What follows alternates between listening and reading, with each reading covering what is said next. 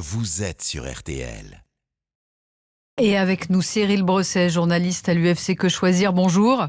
Bonjour. Alors on va essayer d'être concret. Quelles démarches doivent réaliser celles et ceux qui nous écoutent et qui sont touchés par cette arnaque ?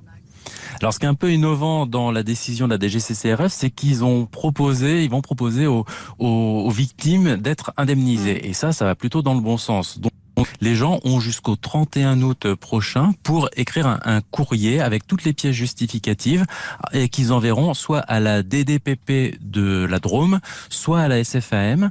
Et en principe, ils pourront se faire rembourser. Alors, pardon, la DDPP concrètement, c'est la direction départementale de la protection des populations. En fait, c'est une sous-section de la DGCCRF. Et en envoyant ce dossier, en principe... Donc, pardon, mais je suis obligée de décoder tous les acronymes. Alors ça c'est vraiment une nouveauté et ça va plutôt dans le bon sens de vouloir que les gens soient remboursés. Maintenant, on ne sait pas encore exactement comment ça va se passer, ni sur quels critères les gens vont être remboursés. Donc nous, évidemment, à l'UFC Que Choisir, on sera très attentifs à tout cela. Ils peuvent aussi s'adresser à vous, vous adresser des dossiers, vous allez monter un dossier commun ou pas ? En tout cas, nous, on a centralisé énormément de plaintes. On a déjà nous-mêmes déposé plainte contre la SFAM pour pratiques commerciales trompeuses. Les gens peuvent continuer à venir nous voir et puis on les orientera, on les aidera à obtenir réparation, soit directement à la fédération de l'UFC Que Choisir, soit dans leur association locale. Alors, plus d'1 millier de plaintes, on le disait, ont été déposées ces derniers mois. La plupart de ces infractions ont eu lieu dans des magasins Fnac, c'est ça ?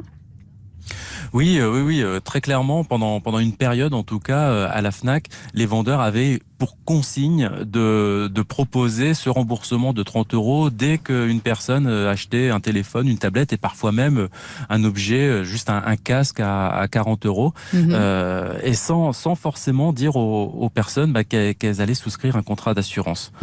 Est-ce que vous avez déjà eu connaissance d'une telle pratique par un assureur ?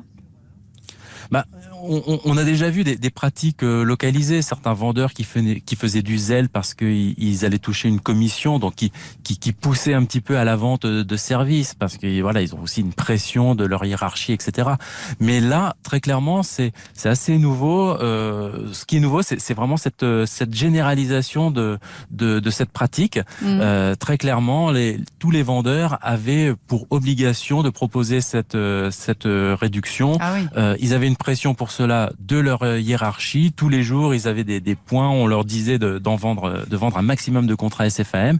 Et la SFAM elle-même demandait aux vendeurs de faire souscrire un maximum de contrats. C'était vraiment généralisé. Et la Fnac fait savoir qu'elle ne travaille plus aujourd'hui avec l'ASFAM, Oui, la SFAM n'a visiblement pas réussi à gagner le nouvel appel d'offres qui a été diffusé en avril.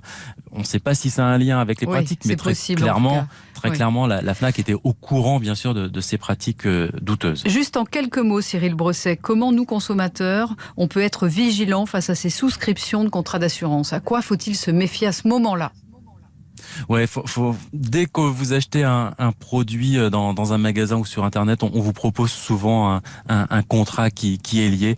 Faut vraiment soit refuser, soit vraiment prendre le temps de bien lire le contrat avant de signer quoi que ce soit, parce que dès que vous avez signé, dès que vous avez transmis vos coordonnées bancaires, après c'est compliqué d'en sortir. Après c'est trop tard. Merci beaucoup, merci Cyril Bresset, journaliste à UFC Que Choisir, pour vos conseils.